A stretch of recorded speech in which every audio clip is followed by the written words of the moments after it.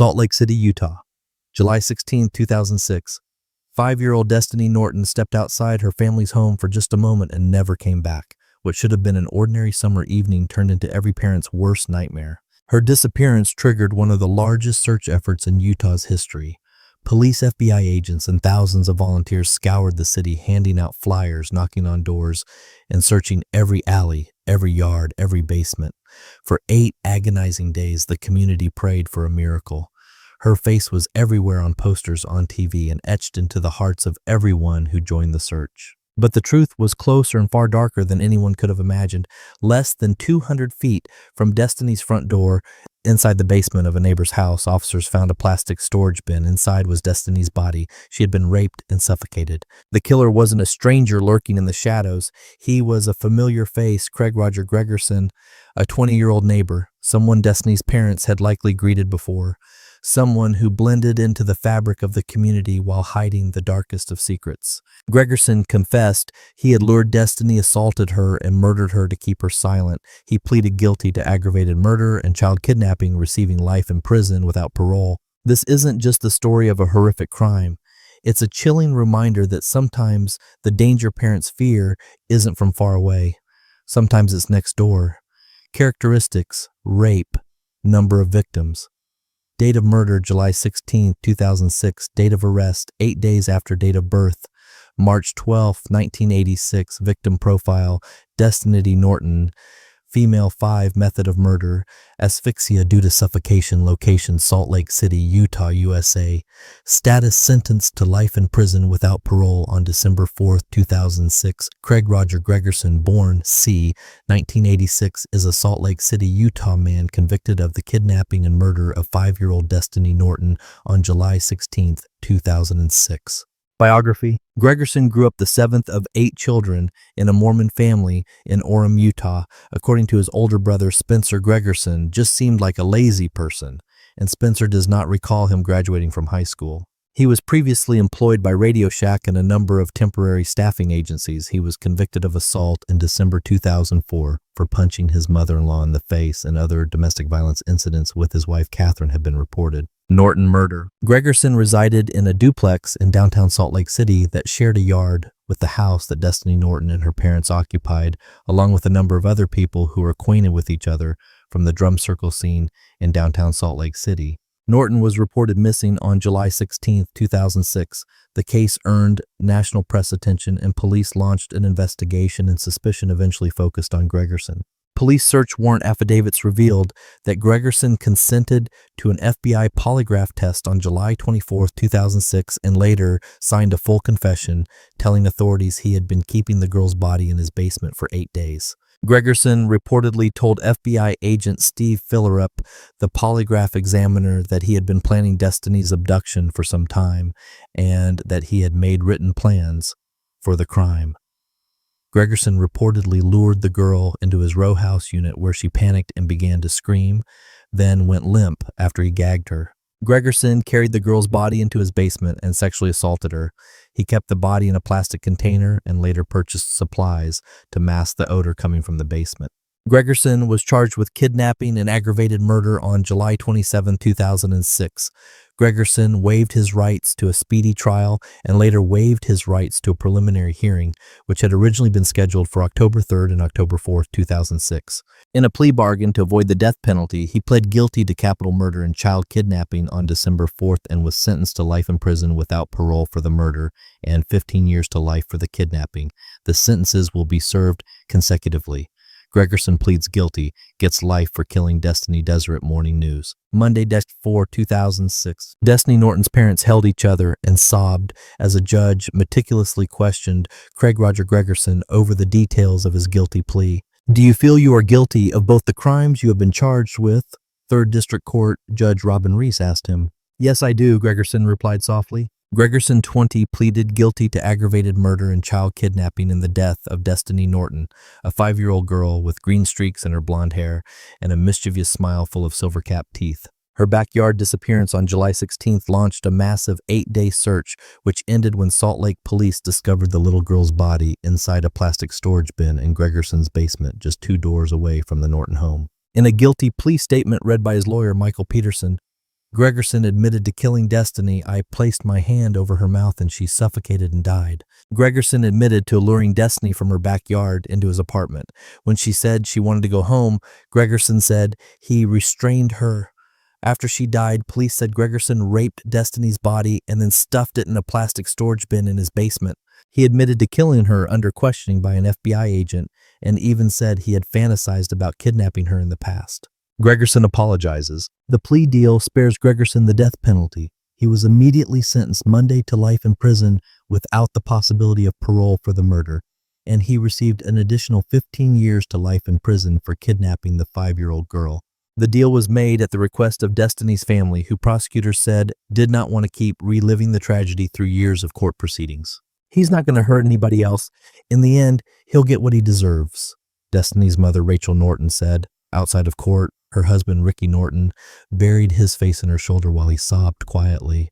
In a handwritten letter to Destiny's family, Gregerson offered an apology for the murder. "You have every right to hate me, every right to want me dead, and every right to never forgive me," Gregerson wrote. "I take full responsibility for your daughter's sick death, but her death was not the worst part. What I did after she was dead was unexcusable, sick, and disgusting. I hate myself for what I did. I am in terrible pain every day because your daughter is dead by my actions. She should still be with you. All I can say is, I'm sorry." The words are small, but they are so sincere. Sincerely, Craig Gregerson. Gregerson did not speak during the sentencing portion of his hearing. Instead, his defense attorneys gave his letter to the judge to be entered into the court record. "A monster." In her remarks to the judge, Rachel Norton remembered her daughter. "She was a good kid with lots of dreams about life," Norton said, her voice trembling at times. "She always wanted to do the best at everything that she could. She wanted to be a vet when she got older. She told me one day that she was going to buy me a house and her dad a motorcycle." As Norton spoke, her husband cried. Tears streamed down his face and he shook under the weight of his sobs. Destiny's grandmother, Leslie Borchardt, placed her hand on his shoulder. Surrounding him were members of the Nortons' extended street family. The Nortons grew up on the streets, bringing themselves up in the world. They were living in a house near 700 South and 500 East with several other members of their street family when Destiny vanished. They put in hundreds of hours searching for the little girl. Describing her life since her daughter's death, Rachel Norton called Gregerson a monster, saying she hated him for what he has done to her family. "That man took everything from us when he took her," she said. "She was what kept me and my husband going all these years." Destiny's grandmother could not bring herself to speak at the sentencing. In a statement read to the court by a prosecutor, Borchardt lashed out at Gregerson. "That monster not only murdered our little angel, he has also murdered a big part of who I am," she wrote. Across the courtroom, Gregerson's estranged wife, Katie, also cried as the Norton family spoke. When the judge handed down the sentence, she gasped so loudly that the Nortons turned their heads to look across the aisle at her. "You'll be incarcerated for life. You'll never be released from prison," Reese told Craig Gregerson. As soon as the hearing ended, Katie Gregerson bolted from the courtroom, covering her face with a coat and sobbing audibly. "She was one of ours." After the hearing, Salt Lake police detectives, FBI agents, and prosecutors who worked on the case gathered in the rotunda of the Matheson courthouse. "This was an ordeal that tried us all," Salt Lake District Attorney David Yocom told reporters. "We all fell in love with Destiny as if she was one of ours." Some people who participated in the massive 8-day search effort felt that Gregerson got off too easily. "The world did him a favor. There's never been a better excuse for the death penalty in this state than Gregerson," said Shane Sewick, who helped organize the search. Rachel Norton recently gave birth to the couple's third child, whom they named Faith Leanne, based on a name that Destiny suggested. The sentencing came just a few days after what would have been Destiny's 6th birthday, November 30. The Nortons acknowledged that the timing weighed on their minds. "I'm just glad that it's over with so she can rest in peace," the mother said, adding that the family also wants to move on with their lives. "And take care of our other kids," Ricky Norton said, tugging at his wife's sleeve. Destiny Norton, 1 year later, July 26, 2007. Salt Lake City Ute Crime Library. This week marks 1 year since a massive search effort for a young girl came to a tragic end when her body was found stuffed inside a plastic tub in a neighbor's basement. Her loving parents have managed to eke out some semblance of a life thanks to overwhelming support from the community friends and their church. Rick and Rachel Norton have moved away from the low-income downtown duplex that held the horrific memories of daughter Destiny 5, who disappeared while playing in their side yard, only to surface 7 days later in the filthy basement of a secretive neighbor. Destiny was found on July 24th, 2006, capping off a massive search involving hundreds of volunteers who scoured every block of Utah's capital city. Her killer, Craig Gregerson, 21, even aided in the search and invited FBI agents into his home while the community desperately held out hope that she was alive. Last December, Gregerson pleaded guilty to first-degree murder and child kidnapping in order to avoid the death penalty. He also admitted to having sex with Destiny's corpse, but wasn't charged with that offense. Destiny was suffocated, squeezed to death, Gregerson would later confess.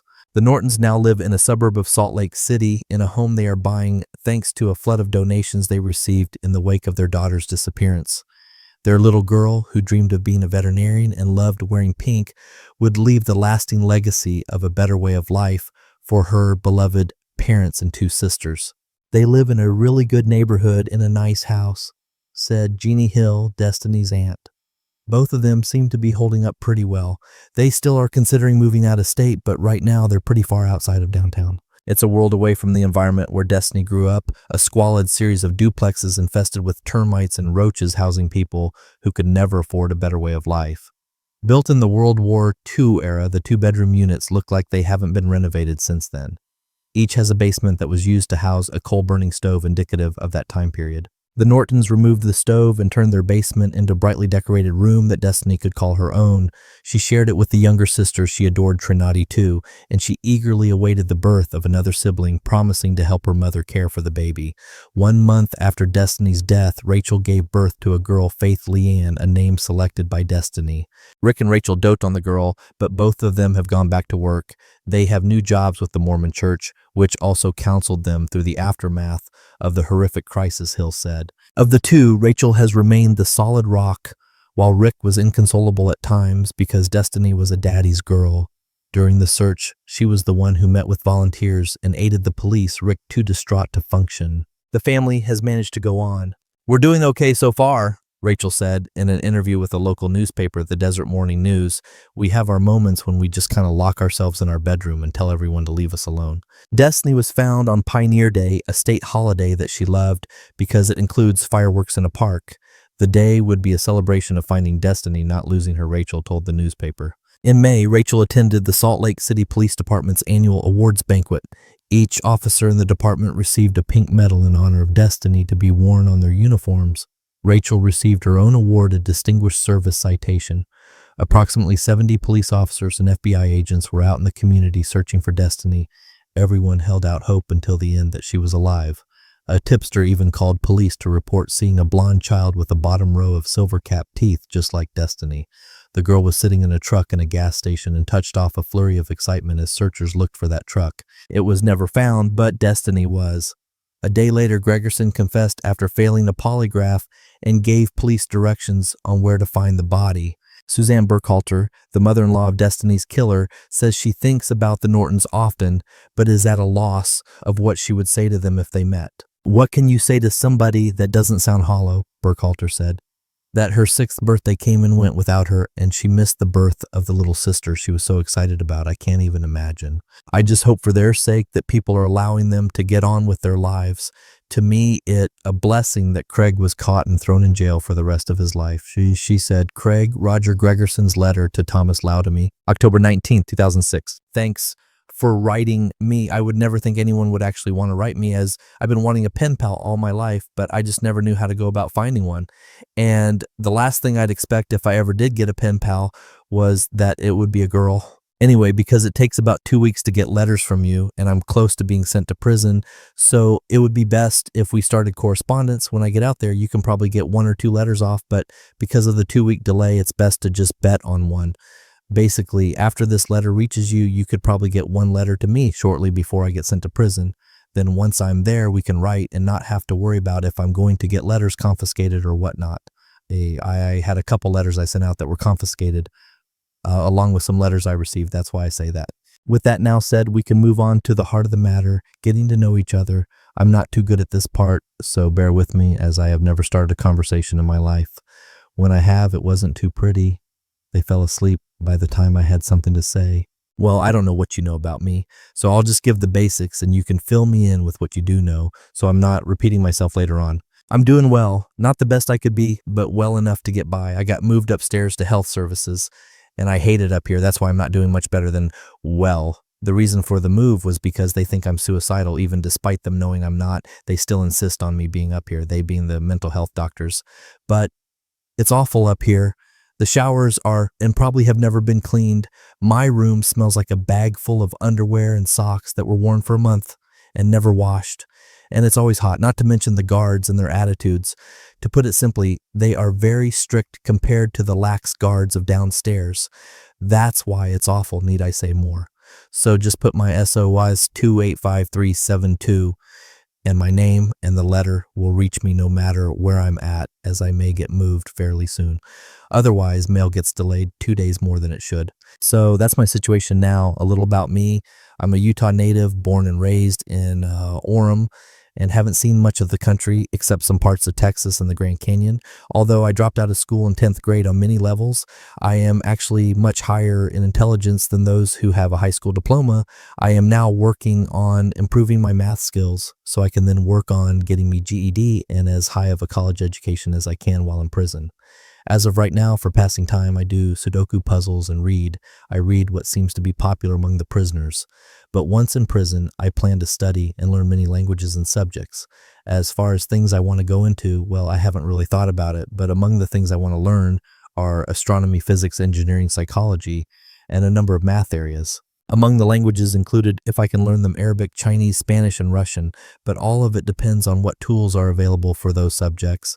And if you know of any good books, let me know so I can see if this place carries them, as I'm not hearing as many books to be read among the other prisoners lately. That's all I can think of for now. If you have any questions for me, I'll answer any of them, except when it comes to my case. I don't like what happened and hate talking about it. So enough about me. What's going on with you? How did you find my name and stuff, and why me? I'm sure you've seen my picture, but try sending a picture of you again now that you know what's allowed and what's not. I'm very curious as to what you look like. I've never written or talked to anyone whose face I haven't seen, so it's very weird not knowing, let's see what else. What do you do for a living? How old are you? You married? Or in a relationship? If so, have any kids? What's your life been like? Where are you from originally? Watch any sports? What do you do in your free time? Have you been to any other states? Sorry for all the questions. I'm just thinking of stuff I'm curious about. But I don't want to be too intrusive, so I'll end it now. Besides, mail will be sent out soon and I want to get it out before too long. So I look forward to hearing from you and hope this letter reaches you. Until next time, sincerely, Craig Gregerson. The murder of 5-year-old Destiny Norton shattered Salt Lake City. For 8 days, hope carried a community only to be destroyed by the revelation that her killer lived just steps away. Craig Roger Gregerson wasn't a stranger. He wasn't an outsider. He was the neighbor everyone thought they knew. Now he spends the rest of his life behind bars, but no sentence can erase the image of a little girl whose life was stolen before it ever truly began. Destiny's story is a haunting reminder of how evil can hide in plain sight, sometimes behind a friendly wave, sometimes just across the street. For her family, the pain will never end. For the rest of us, the lesson is chilling. Monsters don't always come from the shadows. Sometimes they live right next door. Subscribe for more true crime stories and uncover the secrets we wish were never true.